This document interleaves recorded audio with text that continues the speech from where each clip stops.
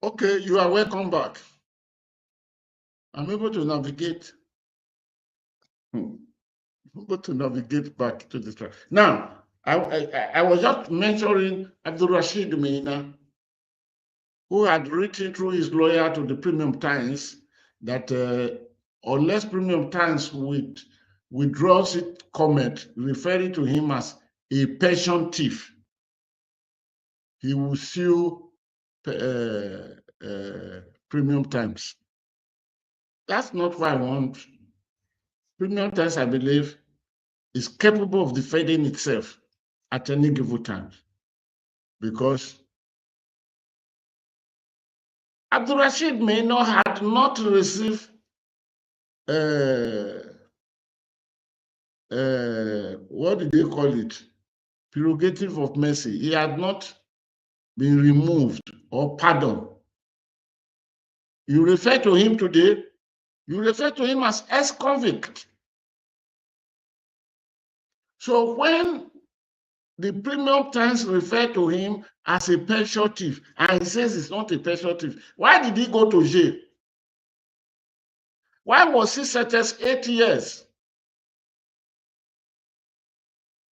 Did the upper court not support the sentence, not give actualization to the sentence given to him by Justice Okon?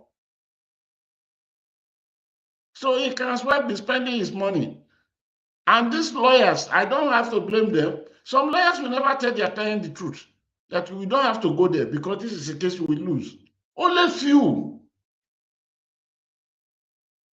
But most of them would have seen Meina that, the man is overloaded.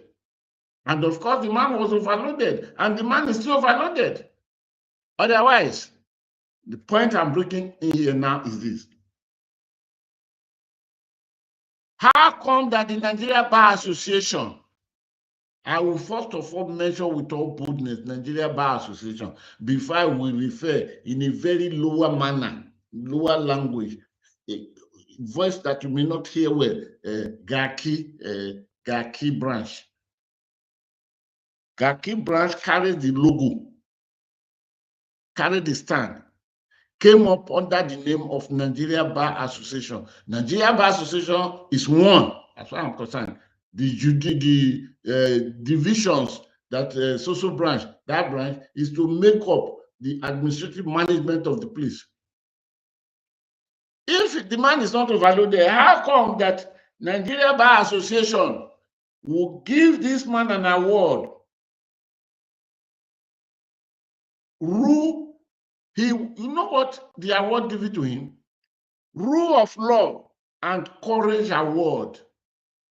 Rule of Law and Courage Award from a sane organization. Though Afam Osigwe, the national president of the Nigeria Bar Association, has said, had disassociated the Nigeria Bar Association from until the disciplinary committee of the Nigeria Bar Association forced heavily with sanction upon this branch of Gaki. There is nothing Afam Osigwe will tell Nigerians, will tell the whole world, not only Nigeria, will tell the whole world to exonerate Nigeria Bar Association with this type of nonsensicality. How on earth the man is being given an award and is now made grand patron of Nigeria Bar Association? I'm talking of Rashid Meina, the pension thief who was sentenced to jail, of course. Did he even complete the jail time? Let us go there briefly. A school of thought said he ought to have finished his sentence as per the calculation of the correctional sentence system of Nigeria, that is the prison district. Because, of course, the prisons will not count 365 days to make its year. It's always shorter.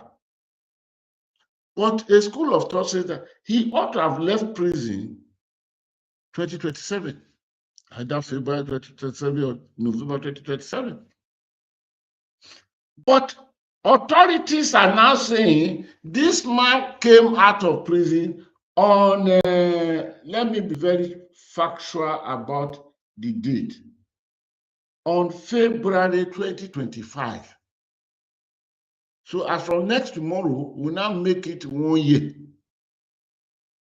And he came out very silently. What made this silent removal from prison possible? Tongues are now wagging. Rumors are now given a place of strength in the market gossip of the people. Because after the award was when we heard first time, if it is true that he left prison since February 2025, it was after the award that we heard him talking of Abubakar Malami, saying that, the man embezzled more than that the federal government should go deeper. He is now talking that the federal government of Nigeria owe him $65 million, the whistleblower, because he blew the whistle. I had at a point narrated his Abubakar Malami mission to Dubai to meet him to discuss matter. How he gave Abubakar Malami one piece of paper and told Abubakar Malami that I have a lot of this. So it is Nigeria money that people stole, kept in one place. I'm sitting on it because I don't want it. That is why they are giving me bad name. That's why they want to kill me.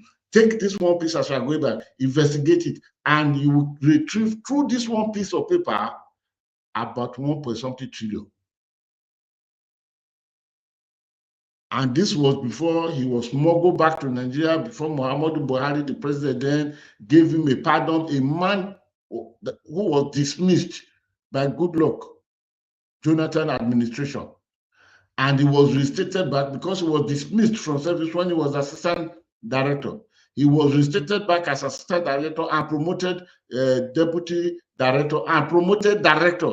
And all the salary and everything of them were given to him.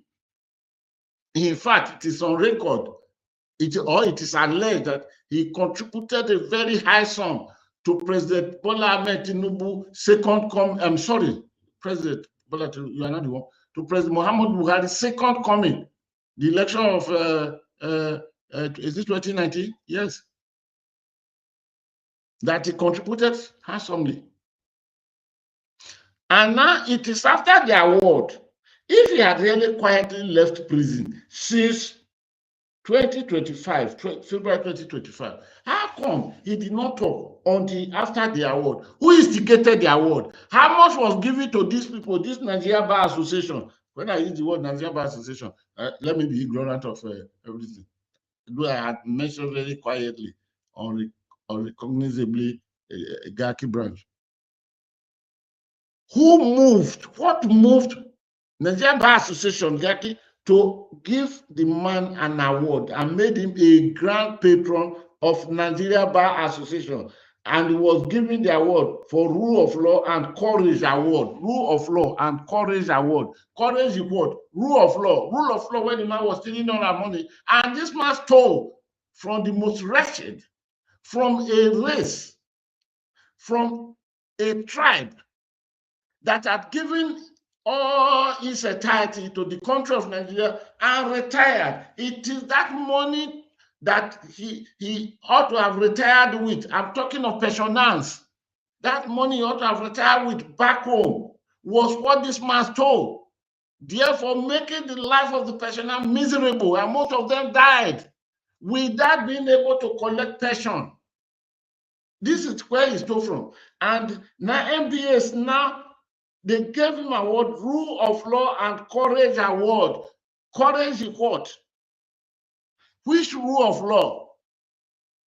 And not that the Nigerian Bar Association is not cautious of what happened, how the prosecution went. And even this prosecution, we are being told that EFCC did not even do too much a very thorough job, because there are now evidences that somewhere in, let me bring it, please.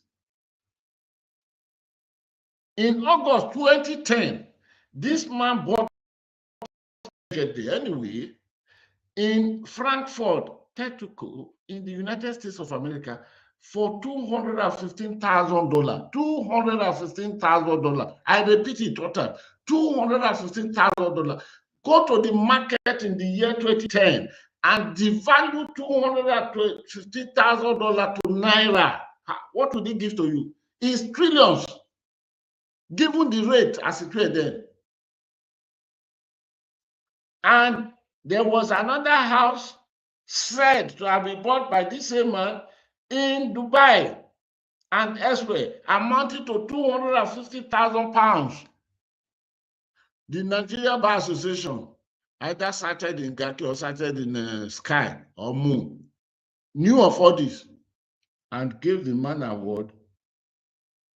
Now appointed the man, their great grand patron, and the award was for Rule of Law and Courage Award to the man. So the man is not spirit. The question that will come, who is the government of today that is behind the man?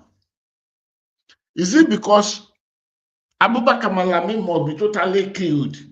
I'm not against it.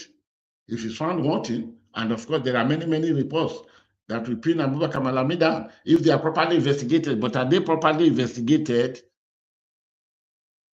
Because the other day I mentioned something about the maritime vessels with stolen crude. And don't forget, there was a time that our crude was taken with big vessels all the way to China. No one naira was paid in Nigeria here. And at the time, it was that Abubakar Malami, as our Minister for Justice and Kwanko, was setting up panel to investigate all those type of things. But I'm not going there. All these houses, were they brought into the investigation, were they prosecuted? But is the Nigeria Bar Association not aware of all this? Even the money laundering that identified about 2 billion, is that the person that the Nigeria Bar Association? There must be somebody big in the present government that is conspiring with the Nigeria Bar Association at Gaki branch. But Nigeria Bar Association, as far as I'm concerned, remain Nigeria Bar Association. To prop up Mena in order to make the case of Abubakar Malami, to worsen the case of Abubakar Malami for him. I'm not saying Abubakar Malami is an innocent person. No. As far as I'm concerned, there are not many there, top government officials of Nigerian governments that are saints. And I keep saying it in the classroom of politics. Angels are never students. I repeat myself. In the classroom of politics, angels are never students. So look what is happening. Who is there top in this government that is playing the holiness of Abdul Rashid Meno and coming to synergy with the Nigeria Bar Association, either Gaki or Akiga branch, to make Mena grand patron of a legal profession and giving him an award for Rule of Law and Courage Award. This is beyond reasoning. And the man is telling us now that the federal government, according to the contract he signed with either written or not written, I don't know, with Malami, of blowing the whistle that brought the whole money, that the federal government is owing him, or Malami. It couldn't have been Malami. Malami, if he signed an agreement with him or agree with him on anything, it was his official capacity as minister. So that Nigeria is owing him $65 million to come and pay to him. I want to conclude that it could have been only in Nigeria that all these types of messes will be happening, and nobody's looking at it.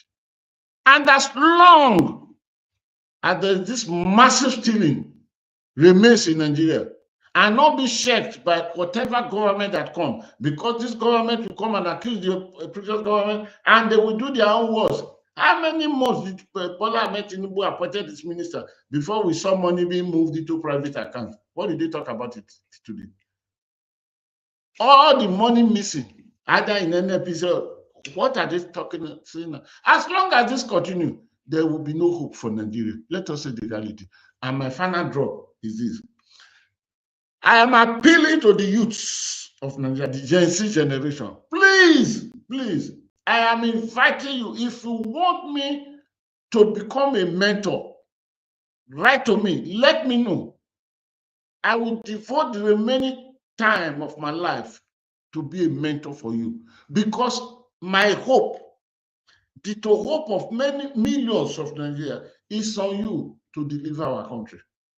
Because the personal dramatists, as they line themselves up now, no hope. Oh. The only people that can do something for us, and democracy of our elections and electors, you hold the key. I'm talking to the Gen Z generation. Please, whatever you want me to do to mentor you, not in destruction, no. To take Nigeria, to take government, to take governors back to the people of Nigeria, so that if it is only 20,000 that cast their vote, the vote will mount. Please, I am ready to become your mentor. I will take you to, because I have been always in my life against violence. I'm not a violent person. I never preach it. I never preach it, and I shall never preach it. Neither would I be involved. But let our hopes of future Nigeria, because very soon you will graduate into my age group.